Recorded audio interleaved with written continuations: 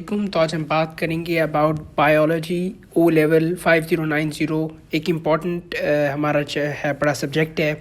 लोग परेशान होते हैं। बेसिकली ओ लेवल की बायो थोड़ी सी ना बोरिंग टाइप है, थोड़ा सा रट्टा है उसके अंदर, इस वजह से काफ़ियों का इंटरेस्ट भी नहीं होता। लेकिन हमने एस लेना है, जो एस्पायरिंग डॉक्टर्स हैं, जो बायो से थोड़ा उनका पैशन है, तो वो भी काफ़ी उन्हें डिफ़िकल्टी होती है उन्हें अब इस चैप्टर को ऑब्जॉर्व करने में। अच्छा, सबसे जो मेन कंसर्न होता है स्टूडेंट का वो ये होता है कि कैसे इसमें ए स्टार लिया जाए, कैसे फेलियर से बचा जाए और ए स्टार की तरफ मूव ऑन किया जाए। बेसिकली ना कुछ स्ट्रैटेजीज़ हैं जो मैंने, क्योंकि ए लिया था बायो में, तो कुछ स्ट्रैटेजीज़ हैं जो जो जो मुझे लगता है जिसने मुझे हेल्प की in getting a in bio. तो हम वो उन स्ट्रैटेजीज़ को डिस्कस करेंगे। तो बेसिकली जैसे कि पेपर 1 है, पेपर 2 है और ATP है।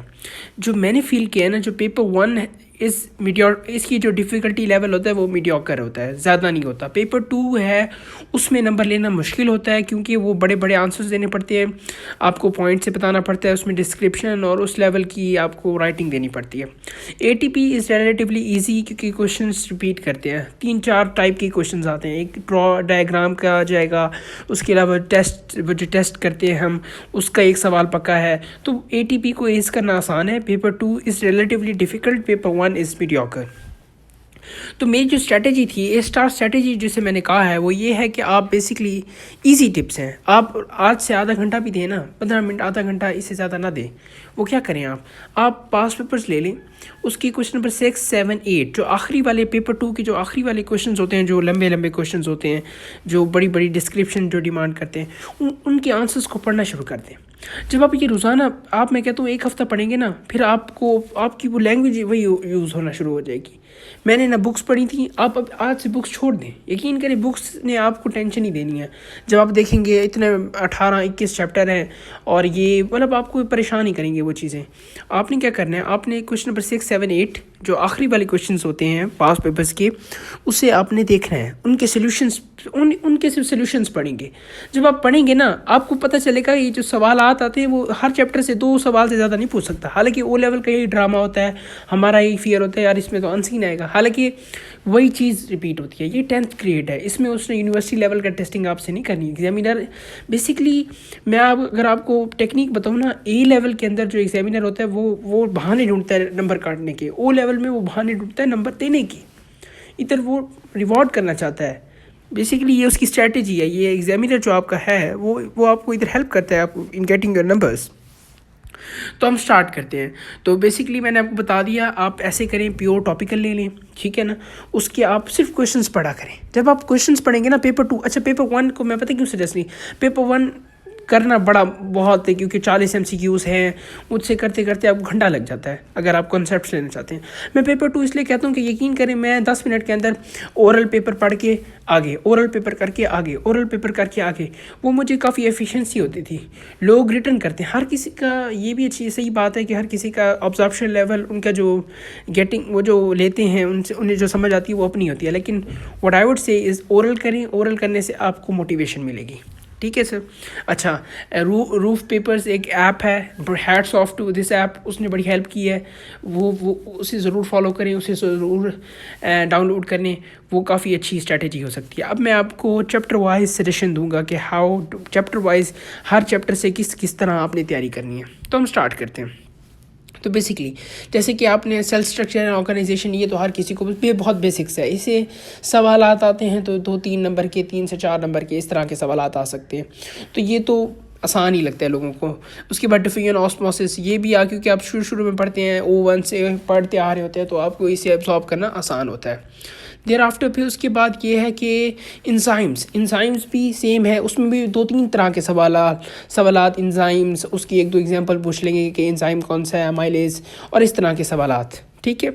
प्लांट न्यूट्रिशन थोड़ा सा इधर से बोरिंग लेवल स्टार्ट हो जाता है, थोड़ा सा फोटोसिंथेसिस और इस तरह की चीज़ें स्टार्ट हो जाती हैं। जो मैंने आपको स्ट्रैटेजी बताई है ना, ये जो क्वेश्चन नंबर 6, 7, 8 है ना पेपर 2 के, कभी आप पेपर जाके देखें, ये काफ़ी हेल्प आउट करेंगे, आप बोर नहीं होंगे। आप जब सिर्फ सोल्यूशंस पढ़े होंगे ना, आपको, मैं पता क्या करता था, मैं आपको बताता हूँ। मैं ये करता था, मैं कहता था ये जो क्वेश्चन नंबर 8 है ना, ये मैंने 5 साल के क्वेश्चन नंबर 8 सिर्फ पढ़ने हैं। میں نے 5 سال کے کوشچن نمبر 7 صرف پڑھنے ہیں، 5 سال کے میں نے صرف کوشچن نمبر 6 پڑھنے ہیں. اس سے یہ ہوتا تھا کہ میں ٹیبل کانسیپٹس بھی مجھے ریوائز ہو جاتے تھے، اور لینگویج بھی میری اچھی ہو جاتی تھی، رائٹنگ ریپریزنٹیشن بھی میری اچھی ہو جاتی تھی. تو یہ ایک ہیلپ ہوتی ہے. یہ جو اب چیپٹرز ہیں اینیمل نیوٹریشن، ٹرانسپورٹ ان فلاورنگ پلانٹس اور ٹرانسپورٹ ان ہیومنس، یہ تھوڑے سے کرائمنگ بیسڈ ہے. ان میں تھوڑا سا آپ کو وہی بڑے بڑے لانگ کویشچنز آئیں گے، اور آپ اسے ایزیلی کر سکتے ہیں، کوئی زیادہ ٹف نہیں ہے. Remember that in O level examiner بہانے ڈھونڈتا ہے آپ کو ریوارڈ کرنے کے لیے. What I feel is then onwards respiration ہے، بہت بیسکس یہ ہے، aerobic anaerobic human gas exchange, کوئی زیادہ ٹف چیز نہیں ہے. Thereafter excretion and homeostasis, excretion کے اندر بھی کوئی زیادہ اس میں وہ نہیں ہے ڈائلسس. وہ ایک سوال آپ ایک چیز یاد رکھیے گا، پتہ کیا، ہر چیپٹر سے 2 سے 3 طرح کے سوالات آتے ہیں. وہی سوالات، ان کی ورڈنگ چینج ہوتی ہے، لیکن سوالات کا لیول اور ان کی وہ جو ڈیفیکلٹی لیول ہے وہ سیم رہتا ہے. کبھی آپ یہ جب آپ پاس پیپر 1 ہفتہ پڑھ لیں نا، میری یہ جو اسٹریٹجی ہے 1 ہفتہ فالو کر لیں، تو آپ ایس کر سکتے ہیں ایگزامینیشن. آپ کی تمام اسٹریس اینڈ انگزائٹی جو ہے نا وہ ختم ہو جائے گی. دیر آفٹر پھر آپ کا کوآرڈینیشن رسپانس شروع ہو جاتا ہے. اس میں تھوڑا سا آ گیا، اور یہ 3 نروس سسٹم آ گیا. یہ امپورٹنٹ چیپٹرز ہیں.